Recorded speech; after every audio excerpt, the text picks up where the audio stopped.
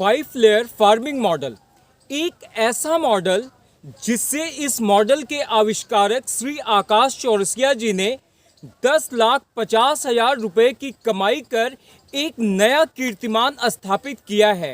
तो वह कौन सी खूबी है जो कि इस मॉडल को अन्य मॉडल से अलग करती है, आज मैं इस विषय में आपसे बात करूंगा।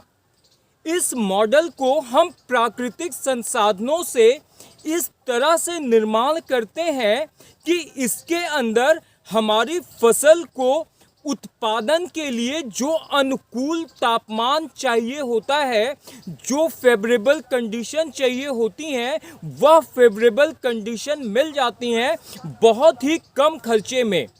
इसमें जो सबसे महत्वपूर्ण भूमिका निभाती है वह हम इसे एक मंडप के आकार में बनाते हैं और इसकी यह जो ऊपर की छत आप देख पा रहे हैं, इस ऊपर वाली लेयर को हम घास फूस से छवाई करते हैं, जिससे जो सूर्य की रोशनी आती है वह छन कर आती है और फसलों को केवल 50% धूप मिलती है, जिससे कि हमारी फसलें झुलसती नहीं हैं और हम बेमौसम भी सब्जियां इसके अंदर उपजा सकते हैं। लेकिन इसके अंदर यह जरूरी है कि हम इस मंडप की ऊपर की सतह पर छवाई के लिए सही मटेरियल का प्रयोग करें।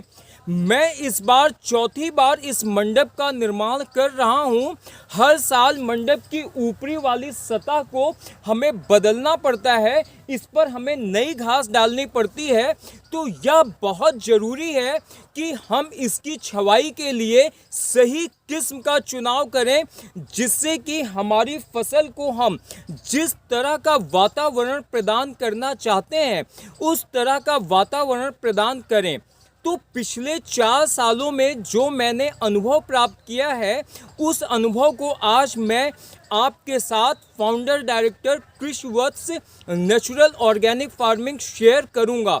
इस मंडप के बारे में मैंने पूरी एक वीडियो सीरीज़ बनाई है, जिसका लिंक डिस्क्रिप्शन में है। आप वहां पर जाकर इस मंडप की A to Z जानकारी ले सकते हैं। सबसे पहले वर्ष में इस मंडप की छवाई के लिए हमने धान के पुआल का इस्तेमाल किया था। आप धान के पुआल का भी प्रयोग कर सकते हैं, लेकिन उसका ड्रॉबैक क्या होता है कि बरसात तक तो धान का पुआल सही तरीके से काम करता है, लेकिन बरसात आने के बाद जो धान के पुआल के दोनों किनारे होते हैं, वह दोनों किनारे गीले होने के बाद लटक जाते हैं इस तरह से। और बीच का यह वाला जो आप स्पेस देख पा रहे हैं, जैसे मान लीजिए यह धान के पुआल के 2 आखिरी सिरे हैं, तो यहाँ पर जब पानी की फुहारें पड़ती हैं तो बरसात में यह हिस्सा लटक जाता है। कहने का मतलब कि जो धान का पुआल है वह उतना अच्छा रिजल्ट नहीं देता है। फिर हमने दूसरे वर्ष इसकी छवाई के लिए सरसों पीटने के बाद जो सरसों का अवशेष बचता है उसे हमने छवाई के लिए प्रयोग किया। लेकिन उसके अंदर हमें क्या दिक्कत उठानी पड़ी, जब बरसात हुई तो उस सरसों के अवशेष ने बहुत सारा पानी सोख लिया, जिससे कि मंडप के ऊपर काफ़ी भार पड़ जाता है। जो सरसों का अवशेष है वह भी उतना सफल नहीं है। फिर मैंने तीसरे वर्ष इसकी छवाई के लिए सरपत का प्रयोग किया, लेकिन सरपत के अंदर भी हमें वही परेशानी आई। सरपत के अंदर उंगली की मोटाई के बराबर की डंडी होती है, वह डंडी भी बरसात में काफ़ी अधिक पानी सोख लेती है। पानी सोखने के बाद उसका भी वजन काफ़ी बढ़ जाता है और हमारा मंडप कोलैप्स होने का डर रहता है, तो वह भी हमें उतना अच्छा रिजल्ट नहीं दिया। इस वर्ष हमने पिछले 3 वर्ष के अनुभव से सीख लेते हुए किसी ऐसी घास की खोज में था जो कि हमें इन परेशानियों से निजात दिलाएं, और हमारी खोज जाकर समाप्त हुई कास के ऊपर। कास जो कि हमारी सरजू नदी के किनारे पाई जाती है। यार, मैंने यह निर्णय लिया कि मैं कास से छवाई करूंगा। सरजू नदी के किनारे से हमने कास मंगाई है। यह आप कास के बंडल देख रहे हैं। इस बार हमने कास से छवाई की है।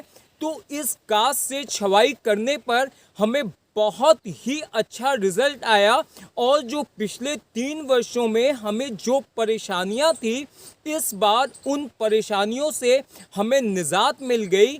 तो मैं आपको यह कहना चाहता हूं कि आप भी छवाई के लिए आपके स्थानीय स्तर पर जो सबसे सही घास हो उसी घास का प्रयोग करें, नहीं तो बरसात के समय आपको परेशानी उठानी पड़ सकती है। मेरे अब तक के 4 वर्ष के अनुभव के हिसाब से कास ही छवाई के लिए सर्वश्रेष्ठ विकल्प है। यदि आपको इसके विषय में कोई भी प्रश्न हो तो आप कमेंट बॉक्स में कमेंट जरूर कीजिएगा।